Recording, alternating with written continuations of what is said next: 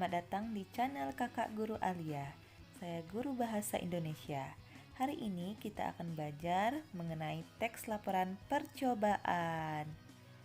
Kita akan lanjut ke bab 1, yaitu pengertian, ciri-ciri, dan tujuan teks laporan percobaan ya.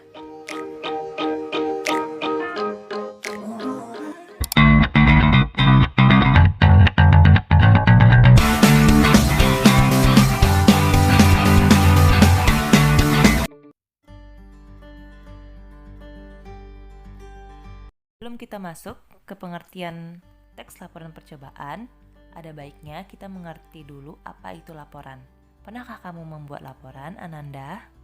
Nah, laporan adalah suatu bentuk penyampaian informasi, data, berita baik secara lisan ataupun tulisan.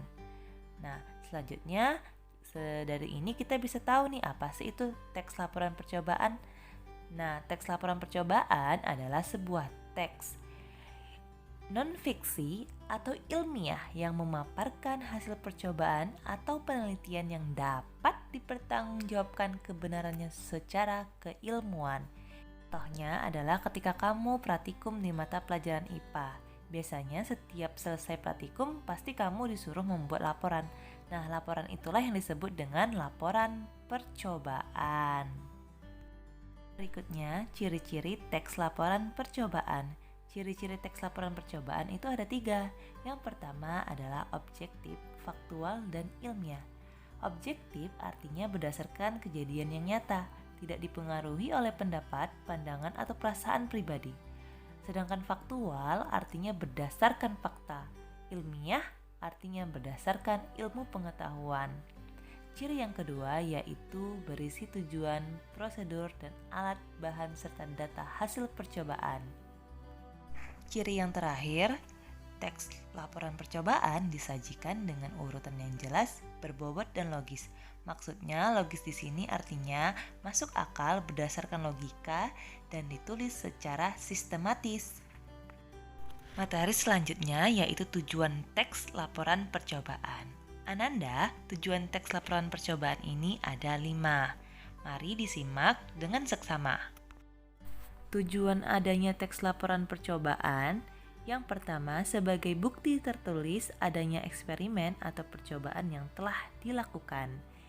Kedua, memberi uraian yang detail mengenai kondisi atau keadaan yang terjadi dalam suatu percobaan. Nah, dari adanya laporan tersebut, kita memberikan laporan sesuai apa yang terjadi pada percobaan yang berlangsung. Tujuan yang ketiga sebagai referensi atau sumber informasi untuk percobaan selanjutnya. Keempat, menjadi bentuk tanggung jawab dari sebuah tugas, observasi, dan penelitian seperti contohnya praktikum IPA di sekolah. Yang kelima, yaitu menyempurnakan atau mencari tahu kekurangan yang terjadi pada percobaan selanjutnya. Ke materi selanjutnya yaitu struktur teks laporan percobaan. Struktur teks laporan percobaan yang pertama adalah pendahuluan, kedua landasan teori, 3 metode penelitian, 4 hasil percobaan, dan yang kelima adalah simpulan. Berikut penjelasannya. Struktur yang pertama adalah pendahuluan. Pendahuluan terbagi atas 2, yaitu latar belakang masalah dan tujuan masalah. Latar belakang masalah memaparkan hal-hal terkait dengan percobaan dan penekanan tentang pentingnya percobaan tersebut dilakukan. Sedangkan tujuan masalah itu adalah isinya menyampaikan tujuan atau manfaat yang dicapai dalam suatu percobaan. Berikutnya yaitu landasan teori.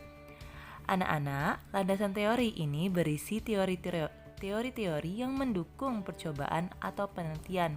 Contohnya, kalau kamu melakukan penelitian tentang vitamin, berarti di landasan teori yang kamu cari adalah pengertian vitamin dan manfaatnya.